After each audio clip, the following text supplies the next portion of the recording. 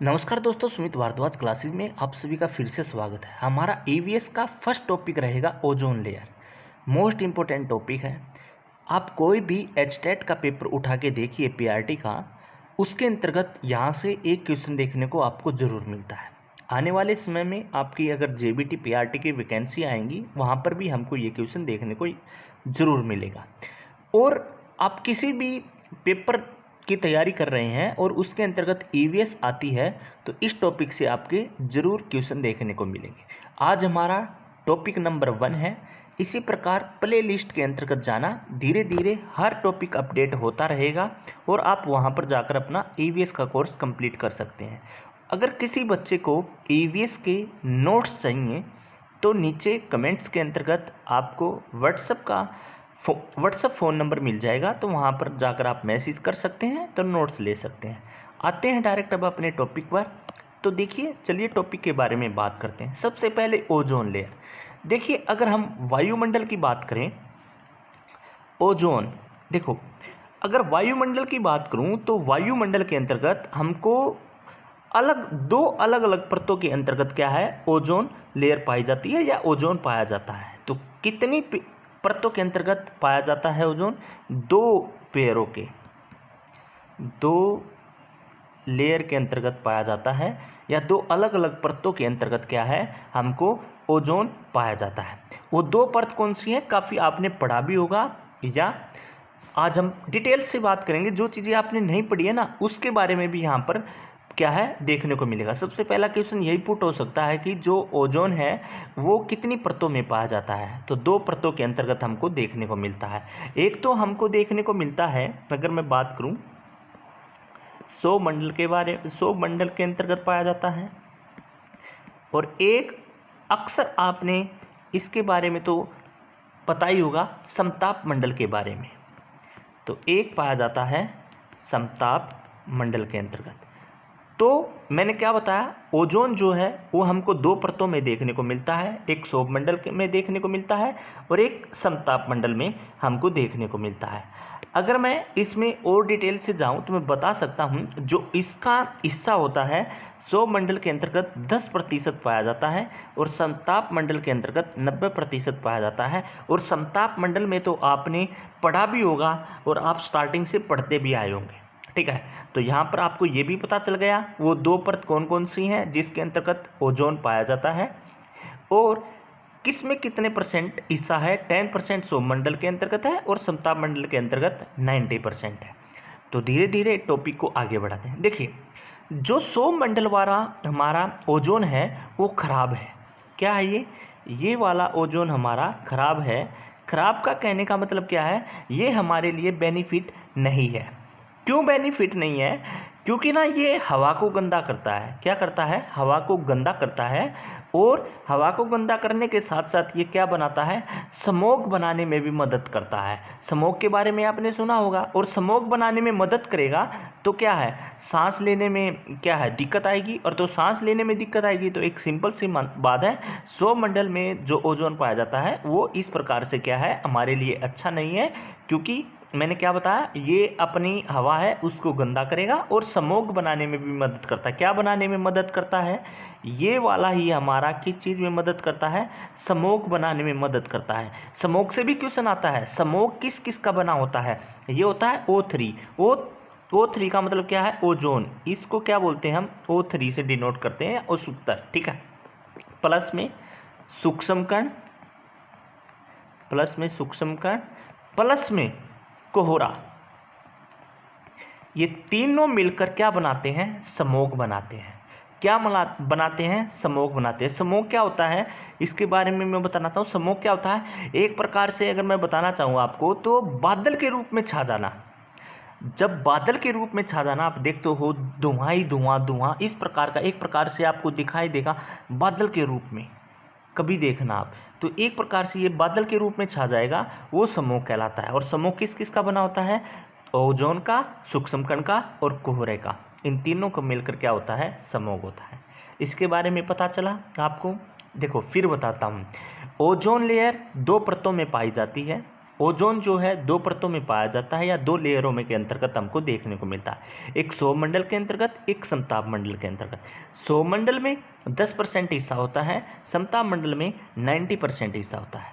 सौरमंडल वाला जो ओजोन है वो खराब होता है हमारे लिए। खराब क्यों होता है? क्योंकि ये हमारी आसपास की, या ये बोल सकता हूँ जो भी हमारी एयर है, हवा है, उसको खराब कर देता है। और साथ ही साथ में ये स्मोक बनाने में भी क्या है, हेल्प करता है। क्या करता है? स्मोक बनाने में हेल्प करता है। पहला क्वेश्चन तो एक यहीं से पुट हो जाता है, स्मोक किससे बनकर बना होता है? काफ़ी बार क्वेश्चन आता है। तो स्मोक हमारा ओजोन प्लस सूक्ष्म कण प्लस कोहरे से मिलकर बना होता है। और स्मोक क्या होता है आपने सभी को पता ही होगा भाई, सब जो भी जेबीटी की तैयारी कर रहे हैं या अब आए हैं तो आज तक स्मोक तो देखा ही होगा। ठीक है, धुआं धुआं हो जाना, ठीक है, बादल की तरह छा जाना एक प्रकार से। अब बात आती है समताप मंडल के बारे में। देखिए, जो समताप मंडल के अंतर्गत ओजोन होता है ना, ये अच्छा होता है। क्या होता है? ये अच्छा होता है। अच्छा क्यों होता है? क्योंकि इसके बारे में तो आपने पढ़ा ही होगा। जो यूवी रेज आती हैं, यूवी रेज का मतलब क्या है? जो अल्ट्रावायलेट किरणें हैं, जो पैराबैंगनी किरणें हैं, वो आती हैं, ये उनको क्या कर लेता है? अवशोषित कर लेता है। और क्या करता है? ये पृथ्वी की रक्षा करता है। ठीक है, या पृथ्वी पर जो जीवन है उनकी क्या है? रक्षा करता है। ये तो पता ही होगा, अल्ट्रावायलेट किरणों को आने से रोकता है। ये तो आपने पढ़ ही रखा होगा ना डायरेक्ट। तो ये क्या करता है? अल्ट्रावायलेट जो किरणें हैं, या ये बोल सकता हूँ यह सूर्य की हानिकारक पैराबैंगनी जो किरणें हैं उनमें से क्या करता है? कुछ को अवशोषित कर लेता है और पृथ्वी पर क्या है? आने से रोकता। अवशोषित कर लेगा तो सिंपल सी बात है, तो पृथ्वी पर क्या है? जीवन की रक्षा करता है। तो यहाँ पे लिख सकता हूँ, आप अपने शब्दों में कुछ भी लिख लेना जैसे मैंने बताया, जिससे कि आपको याद रहे। तो मैं थोड़ा शॉर्ट भी लिख देता हूँ। ये अल्ट्रावायलेट किरणों को क्या है? अवशोषित कर लेता है, अवशोषित कर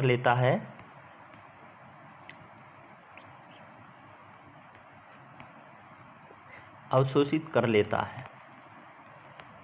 ठीक है, अवशोषित कर लेता है और यह पृथ्वी पर क्या है? जीवन की रक्षा करता है। तो इसलिए ये क्या है? हमारे लिए अच्छा है। ठीक है, समझ में आया? तो सबसे पहले यहाँ से कई क्वेश्चन बन सकते हैं। सबसे पहले देखिए क्वेश्चन क्या बन सकता है, एक एक पॉइंट क्लियर करवाऊंगा हर बच्चे का। ठीक है, ध्यान से देना और पूरा कंप्लीट कोर्स करेंगे और प्ले लिस्ट के अंतर्गत देख सकते हो। देखिए, सबसे पहले ओजोन दो परतों में दिखाई देता है, सौरमंडल, समताप मंडल। 10% सौरमंडल में, समताप मंडल में 90%। सौरमंडल खराब होता है, क्यों? क्योंकि ये स्मोक बनाने में मदद करता है, ये हवा को गंदा करता है। स्मोक क्या होता है? ओजोन प्लस सूक्ष्म कण प्लस कोहरे से मिलकर बना होता है। ठीक है, यहाँ तक समझ में आ गया। समताप मंडल हमारा अच्छा होता है। यहाँ से क्वेश्चन ये आएगा, ये बताइए अल्ट्रावायलेट किरणें किसके अंतर्गत पाई जाती हैं? सबसे पहली बात तो समताप मंडल लेयर के अंतर्गत हमको देखने को मिलती हैं। ठीक है, ठीक है। ये क्या करता है? ओजोन, ये अल्ट्रावायलेट जो किरणें हैं ये क्या करेगा? उसको क्या कर लेगा? अवशोषित कर लेगा। और जो हमारा आगे चल के मैं पूरी डिटेल्स बताऊंगा कि भी कैंसर होने से रोकता है, ये रोकता है, इसके बारे में आगे चल के पूरी डिटेल्स बताएंगे। अभी ये याद रखो, ये अल्ट्रावायलेट किरणों को क्या है? अवशोषित कर लेता है और जो हमारी पृथ्वी पर जीवन है, हमारा जीवन है, उसको बचाने में क्या है? रक्षा करता है। ठीक है, सिंपल सी बात है, समझ में आया? अब देखो, अब एक नाम सुना होगा, ओजोन छिद्र। ओजोन छिद्र क्या होता है? देखिए, वातावरण है ना, जो वातावरण में एक विशेष एरिया के अंतर्गत ओजोन की कमी हो जाना या ओजोन के सांद्रता की कमी हो जाना, वह क्या कहलाता है? ओजोन छिद्र कहलाता है। समझ में आया? यहाँ तक समझ में आया? वातावरण के अंतर्गत एक कोई विशेष एरिया या पर्टिकुलर क्षेत्र के अंतर्गत जब ओजोन की कमी या ओजोन के सांद्रता की कमी हो जाती है तो वह क्या कहलाता है? वह ओजोन छिद्र कहलाता है। समझ में आया? ठीक है, अब बात करते हैं कुछ बेसिक पॉइंट। बेसिक पॉइंट है भाई, ओजोन डे कब बनाया जाता है? ओजोन डे, ओजोन डे 16 सितंबर को बनाया जाता है। ठीक है, ओजोन डे 16 सितंबर को बनाया जाता है। इसकी यूनिट क्या है? डॉब्सन इसकी यूनिट है। डॉब्सन इसकी यूनिट है। तो डायरेक्ट क्वेश्चन यहाँ से भी आ सकता है कि ओजोन कब बनाया जाता है या इसकी यूनिट क्या है, तो यहाँ से भी आपको डायरेक्ट क्या है क्वेश्चन दे सकता है भाई। ठीक है, आगे चल के इसको नुकसान कौन कौन सा पहुँचाता है। देखिए, एक नाम आपने सुना होगा क्लोरोफ्लोरोकार्बन। क्लोरोफ्लोरोकार्बन है, यहाँ पे लिख देता हूँ, जिसको आप बोलते हो CFC, इसको बोलते हैं क्लोरोफ्लोरोकार्बन। ठीक है, क्लोरोफ्लोरोकार्बन, यहाँ पे लिखूँ मैं क्लोरोफ्लोरोकार्बन।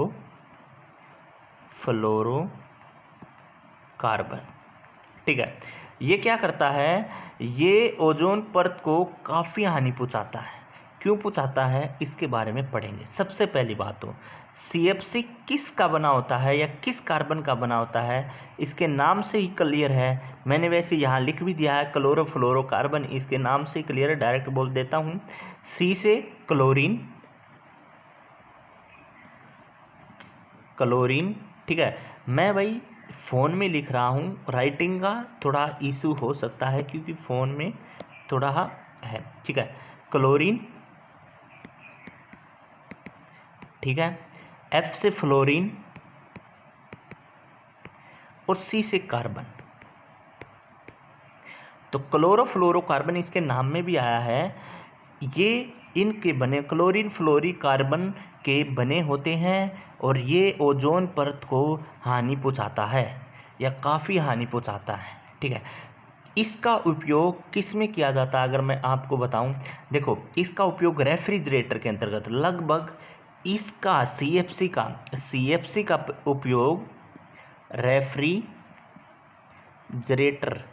66%, लगभग 66% केवल रेफ्रिजरेटर के अंतर्गत इसका प्रयोग किया जाता है।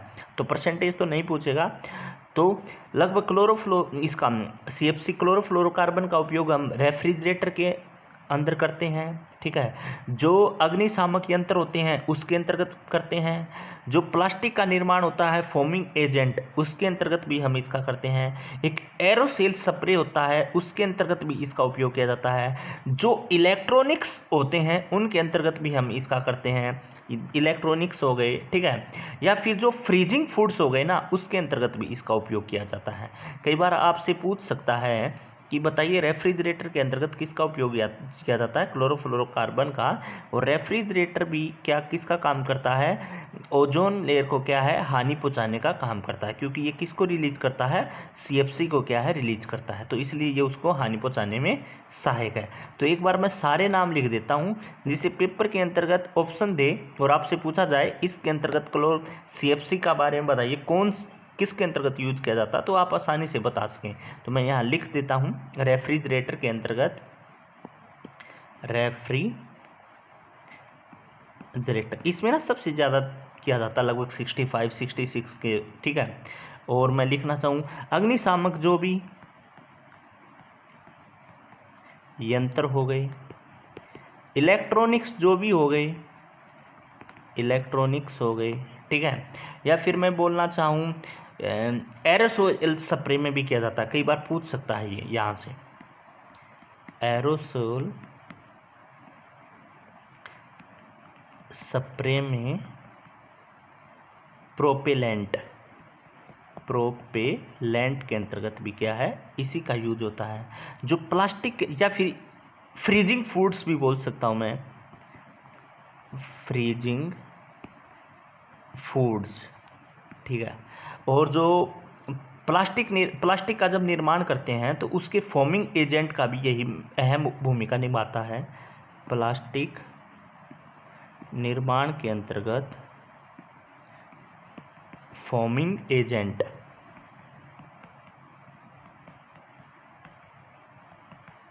ठीक है, तो इसी का प्रयोग किया था। तो लगभग ये मैंने बताया, और यहाँ पर बताया भी मैंने जो क्लोरोफ्लोरोकार्बन है ये मोस्ट है क्योंकि इससे क्वेश्चन पूछता है, क्लोरीन फ्लोरीन कार्बन का बना होता है, ये ओजोन को हानि पहुंचाने में सहायक है, इसका प्रयोग रेफ्रिजरेटर में किया जाता है, अग्निशामक के अंतर्गत किया जाता है, इलेक्ट्रॉनिक्स के अंतर्गत किया जाता है, जो जितने भी हम फ्रीजिंग फूड्स या फ्रीजिंग फूड्स का मतलब क्या है, फूड को हम रख सकते हैं। ठीक है, ठीक है, फ्रीज करने के लिए लंबे समय के लिए, तो उन सभी के अंतर्गत किया जाता है। प्लास्टिक निर्माण के अंतर्गत किया जाता है, तो वहाँ पर इस चीज़ों का हम क्या है यूज करते हैं। यहाँ तक क्वेश्चन हुआ, काफ़ी क्वेश्चन यहाँ तक आपके समझ में आए होंगे। और गैस देखते हैं भाई कौन कौन सी क्या है गैस जो ओजोन को क्या है नष्ट करने में सहायक है। एक गैस के बारे में और बताऊंगा मैं आपको, एक होता है हैलोन गैस,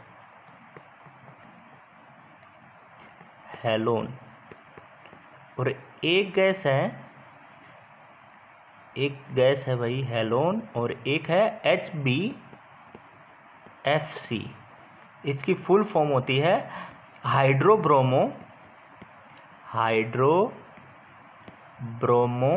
और F से क्या बन जाएगा, आप स्टार्टिंग में ही पढ़ा था, फ्लोरो, और C से क्या बन जाएगा, कार्बन, फ्लोरो कार्बन।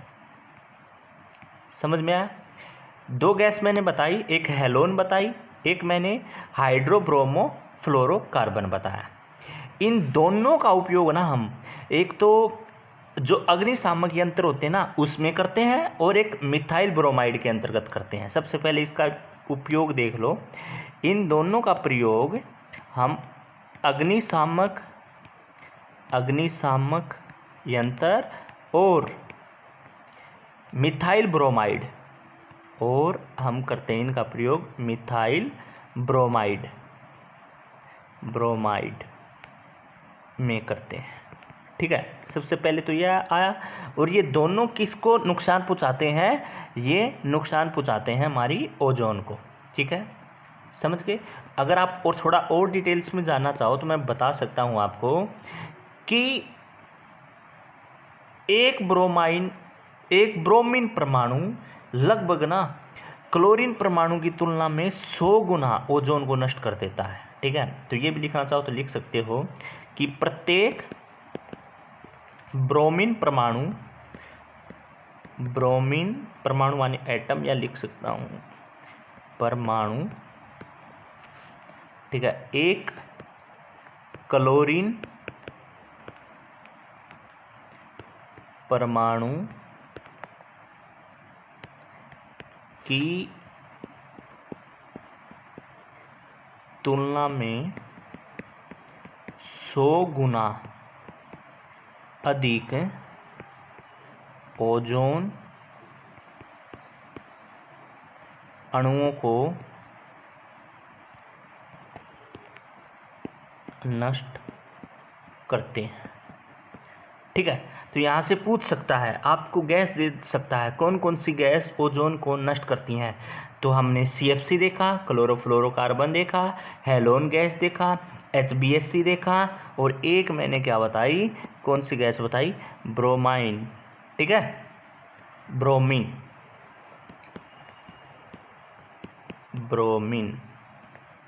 ठीक है भाई, तो मैंने क्या बताई, ब्रोमीन। तो ये सभी गैसें क्या है, ब्रोमीन जो गैस है ये, या ब्रोमीन जो परमाणु है ये सबसे ज़्यादा नष्ट करता है ओजोन के अणुओं को। ठीक है, तो ये सभी गैसें किसके अंतर्गत ओजोन को नुकसान पहुंचाने का कार्य करती हैं। और हेलोन और HBFC गैस जो है ये हमारी किस किस में यूज होती है, अग्निशामक यंत्र के अंतर्गत यूज होती है, और मिथाइल ब्रोमाइड के अंतर्गत यूज होती है। CFC किसके अंतर्गत यूज होती है भाई, रेफ्रिजरेटर हो गया, अग्निशामक हो गया, इलेक्ट्रॉनिक्स हो गया, फ्रीजिंग फूड्स और निर्माण हो गया, या फिर एरोसेल स्प्रे के अंतर्गत किया जाता है, और प्लास्टिक निर्माण के अंतर्गत जो फोमिंग एजेंट होता है ना उसके अंतर्गत यूज किया जाता है। तो ये सभी चीज़ें मैंने बताई भाई कहाँ कहाँ से या उठा सकता है और पूछ सकता है। ठीक है, अब चलते हैं थोड़ा और आगे। ठीक है भाई, अब कुछ पॉइंट जान लेते हैं। अब कुछ पॉइंट्स के बारे में, डायरेक्ट फैक्ट के बारे में बात करेंगे। पॉइंट्स डाल के लिख लीजिए। देखिए, सबसे पहला पॉइंट, आप सभी को ये तो पता ही चल गया कि मैं बात बताना चाहूँ कि भाई मौसम की दृष्टि से मोस्ट इम्पोर्टेंट है ओजोन, और वायुमंडल का दूसरा प्रमुख घटक भी है ये हमारा मौसम का। ठीक है, जब मैं एटमॉस्फेयर का टॉपिक पढ़ाऊंगा उसके अंतर्गत सारी लेयरें बताऊंगा, सौरमंडल कौन सी है, स्ट्रेटोस्फेयर कौन सी है, बाह्यमंडल कौन सी है, तो उसके अंतर्गत अलग से आएगा। ठीक है, उसके अंतर्गत भी मैं आपको बताऊँगा। अगर मैं मात्रा की दृष्टि से बात करूँ तो ओजोन 13वीं सबसे बड़ी गैस है। मात्रा की दृष्टि से 13वीं बड़ी गैस है। ठीक है, डायरेक्ट फैक्ट वाले पॉइंट लिखवा रहा हूँ। दूसरा क्या है, ये वायुमंडल के अंतर्गत 15 से 50 किलोमीटर के मध्य पाई जाती है। कहाँ पर पाई जाती है वायुमंडल में? जब एटमॉस्फेयर वाला टॉपिक आएगा वहाँ पे भी बताऊँगा मैं आपको। यहाँ पर मैं बोल भी सकता हूँ 15 किलोमीटर टू 50 किलोमीटर के अंतर्गत ये क्या है, आपको पाई जाती है या देखने को मिलती है। ठीक है, और इसको नुकसान पहुंचाने का कौन कौन कार्य करता है? एक तो CFC करता है, मैंने बताया, क्लोरोफ्लोरोकार्बन बताया। ये किस किस के अंतर्गत होता है? एयर कंडीशनर हो गया। देखिए CFC आपको मैंने बताया था, जैसे कि एयर कंडीशनर हो गया। ठीक है, और रेफ्रिजरेटर हो गया, ये इसको नुकसान पहुंचाने का कार्य करते हैं। और कौन नुकसान पहुंचाता है? सुपर जेट प्लेन होता है ना, उसके अंतर्गत कौन सी गैस निकलती है? नाइट्रोजन ऑक्साइड, वो भी नुकसान पहुंचाने का कार्य करता है। नाइट्रोजन ऑक्साइड किसके अंतर्गत से निकलती है? जो हमारे प्लेन होते हैं सुपरसोनिक जेट प्लेन, इनमें से कौन सी गैस निकलती है? Nitrogen oxide. ठीक है, ऑक्साइड, एन नहीं आएगा, ऑक्साइड। तो इनके अंतर्गत से ये निकलती है और ये भी नुकसान पहुंचाने का कार्य करते हैं। ठीक है, आगे चल के कंप्लीट भी बताऊंगा, पर नोट में यहाँ पे ये भी लिखवा देता हूँ मैं कि जो ओजोन लेयर को बचाने के लिए एक प्रोटोकॉल चलाया गया था, तो कब चलाया गया था? 1987 में। 1987 में इसको बचाने के लिए प्रोटोकॉल चलाया। कौन सा प्रोटोकॉल चलाया? Montreal protocol. ठीक है, ये आप सभी को पता होगा, मॉन्ट्रियल प्रोटोकॉल। तो आपसे पूछ सकता है इसको बचाने के लिए कौन सा प्रोटोकॉल चलाया गया? मॉन्ट्रियल प्रोटोकॉल चलाया गया। और कब चलाया गया? 1987 के अंतर्गत क्या है, ये चलाया गया। यहाँ तक सबका क्लियर हुआ? मेरे ख्याल से हर बच्चे का यहाँ तक क्लियर हो गया होगा।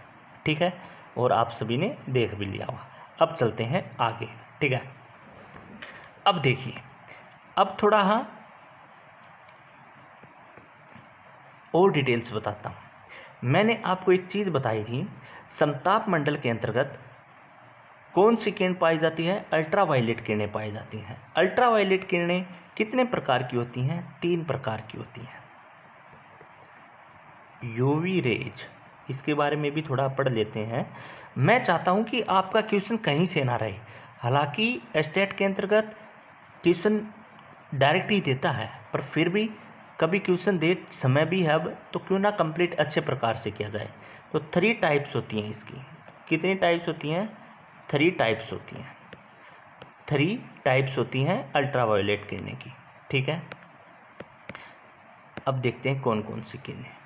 First, second, third. ठीक है, तो 3 टाइप्स होती हैं। पहले किरण को हम बोलते हैं ए, दूसरी को हम बोलते हैं बी, तीसरी को हम बोलते हैं सी। मतलब कि UV rays A, UV rays B और यूवी रेज सी। क्लियर? समझ में आया? क्लियर? 3 टाइप की अल्ट्रावायलेट किरणें होती हैं। First A B C. जो सी वाली होती है ये सबसे खतरनाक होती है। ठीक है, ये लिख सकता हूँ, ये सबसे खतरनाक सी वाली। कभी पेपर में ए वाली लिख दो, नहीं, लास्ट वाली। सबसे हानिकारक कौन सी होती है? सी वाली, सबसे हानिकारक। समझ में आया? तो सी वाली सबसे हानिकारक होती है। क्लियर? समझ में आया? जो सबसे हानिकारक होगी उससे क्या होगा? देखिए, इस किरण से क्या हो जाता है, हमको स्किन कैंसर, त्वचा रोग हो जाता है। स्किन कैंसर देखने को मिलता है। क्यों होता है? देखिए, थोड़ा डिटेल्स बताता हूँ। और इसी के अंतर्गत क्या होता है, टेम्परेचर इंक्रीज हो जाएगा। टेम्परेचर इंक्रीज हो जाएगा। और आपको एक सिंपल सी बात है, जब टेम्परेचर बढ़ेगा तो जो जल में रहने वाले जीव हैं वो क्या हो जाएंगे, वो बेचारे धीरे धीरे मरना शुरू हो जाएंगे। तो ये भी बोल सकता हूँ जलीय जीव मरना शुरू हो जाते हैं या जलीय जीव मृत्यु होना शुरू हो जाएंगे। क्यों? क्योंकि इसके अंतर्गत क्या है, हमारा टेम्परेचर बढ़ना शुरू हो जाएगा। तो यहाँ पे लिख सकता हूँ, या तो आप लिख भी सकते हो डायरेक्ट।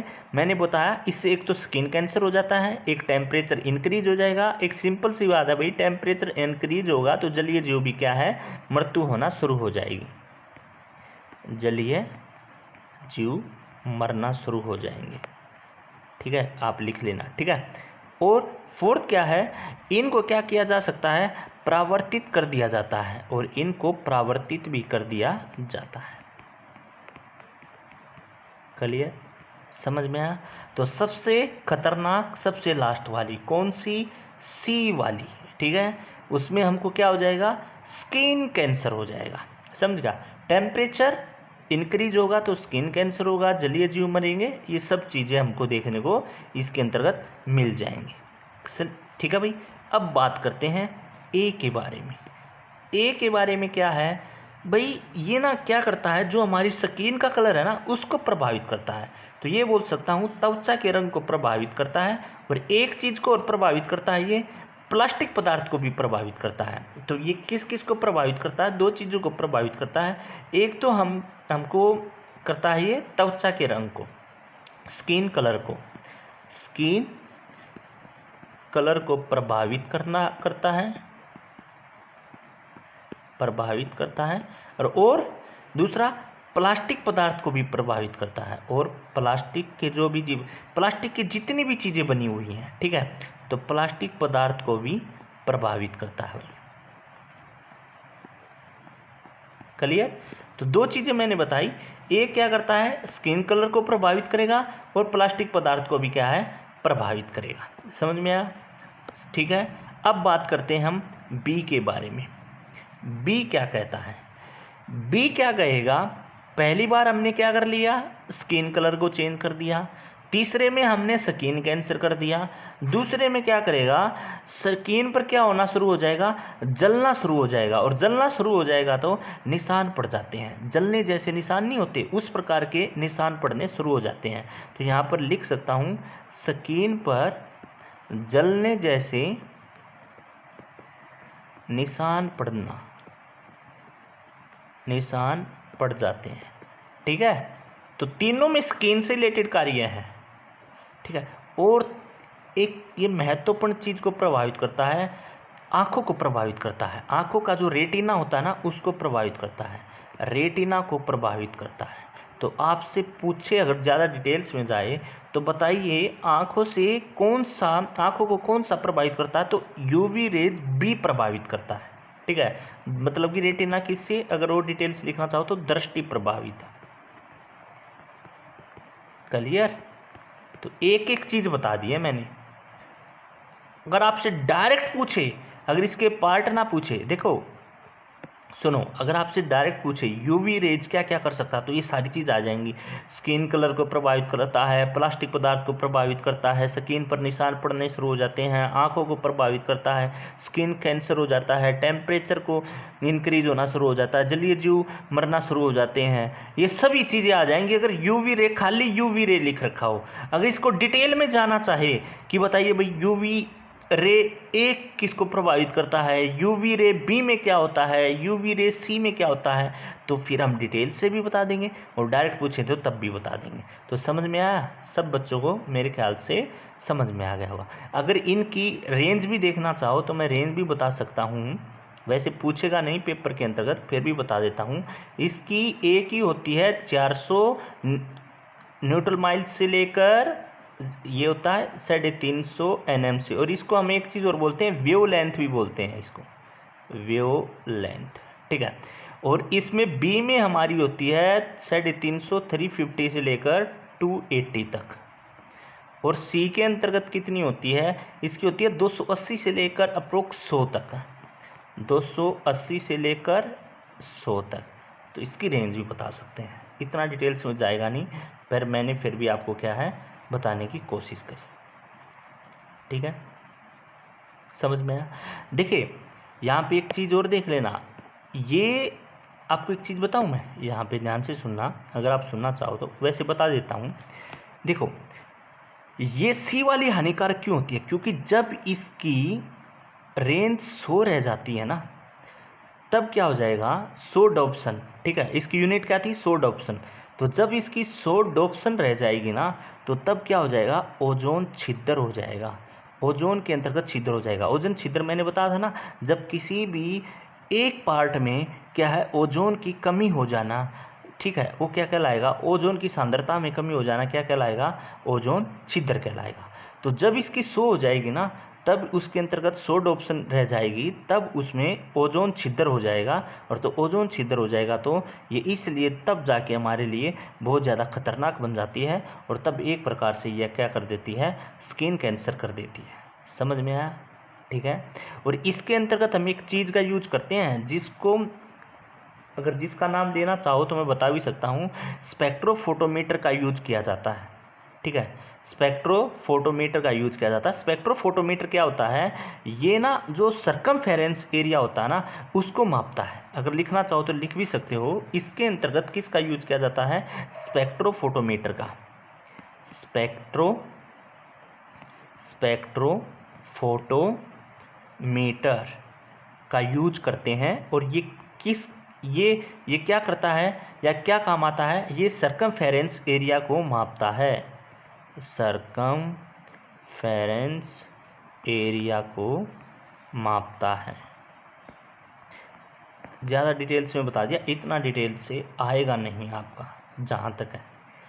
समझ में आया, क्लियर। तो ये मेरे ख्याल से आपको पता चल गया होगा, ठीक है भाई, क्लियर। अब आते हैं थोड़ा सम्मेलन के बारे में भी बात कर लेता हूँ, क्योंकि भाई सम्मेलन भी ज़रूरी है, डायरेक्ट क्वेश्चन पूछते हैं। हालांकि मैंने एक सम्मेलन तो बताया 1987 में, मैंने बताया था कौन सा सम्मेलन हुआ था भाई, पीछे बताया ना, मॉन्ट्रियो प्रोटोकॉल सम्मेलन हुआ था। कब हुआ था, 1987 के अंतर्गत मॉन्ट्रियो प्रोटोकॉल सम्मेलन शुरू हुआ। ये क्या है, कनाडा का एक शहर है, ठीक है। ये किस लिए किया गया, ओजोन को हानि पहुंचा रहा ना, उसको बचाने के लिए। तो ओजोन क्षरण को पदार्थों को उत्सर्जन को रोकने के लिए क्या है, उसकी सम्मेलन शुरू किया गया। और देखिए इसके बारे में पूरा बता देता हूँ मैं, थोड़ा अगर आप ध्यान से पढ़ोगे तो। मॉन्ट्रियो प्रोटोकॉल डाटा आपको प्रॉपर मिलेगा, नोट्स चाहिए तो आप नीचे कर सकते हैं। देखिए 1987 में शुरू किया गया, ठीक है, उसको रोकने के लिए, ये आप लिख लेना। और 1900 इसके जस्ट 2 साल बाद 1989 में उसको पूर्ण तरीके से लागू भी कर दिया गया, पूरी तरह लागू। तो अगर आपसे पूछे पेपर में मॉन्ट्रियल प्रोटोकॉल कब शुरू किया गया, 1987 में, पूरी तरह लागू कब हुआ, 1989 में, ठीक है। और इसका टारगेट क्या रखा गया था, टारगेट मैंने 2 गैसें बताई थी ना, कौन कौन सी गैस, एक गैस मैंने बताई थी हेलोन गैस, ठीक है। इसका टारगेट क्या रखा गया था कि 2000 सन तक हेलोन गैस, जिसके बारे में मैं पीछे बता चुका हूँ, जिसका अग्निशामक के अंतर्गत यूज किया जाता है, ठीक है। और दूसरी गैस है फेरोन। 2000 सन तक हेलोन गैस और फेरोन गैस पर प्रतिबंध हो जाना चाहिए, ठीक है, प्रतिबंध। और इस पर प्रयोग भी किया गया प्रॉपर तरीके से इंडिया के अंतर्गत 1999 में।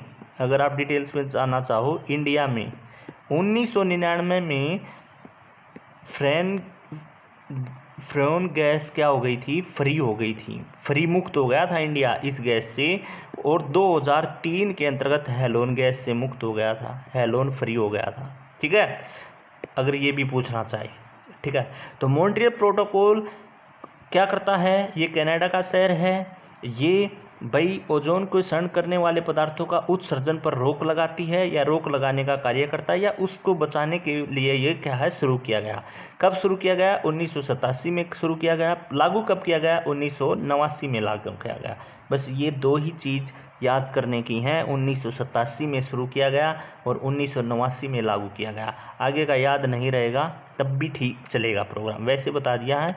इतना आगे का याद करने की आपको ज़रूरी नहीं है। समझ में आया? ठीक है भाई, ये मैं बता चुका हूँ। ओजोन डे कब मनाया जाता है? अभी मैंने बता दिया था 16 सितंबर को ओजोन डे बनाया जाता है। देखिए ओजोन, इसके बारे में भी मैं थोड़ा और डिटेल से बता देता हूँ।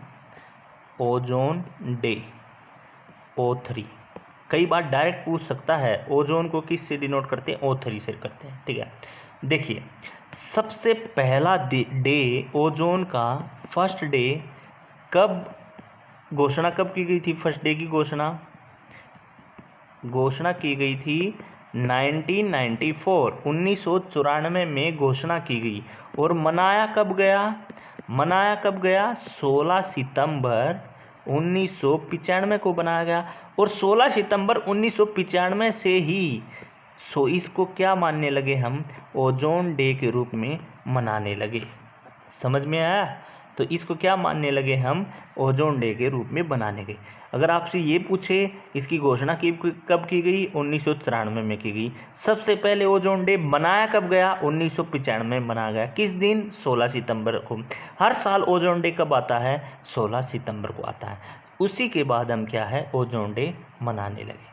समझ में आया? यहाँ तक मेरे ख्याल से हर बच्चे को समझ में आ गया होगा, और हमने आपको समझाने की कोशिश भी करी अच्छे से, और आपको अच्छी प्रकार से समझ में भी आ गया होगा। ठीक है, अब एक बार मैं रिवीजन करवा देता हूँ हर बच्चे का क्या क्या मैंने बताया।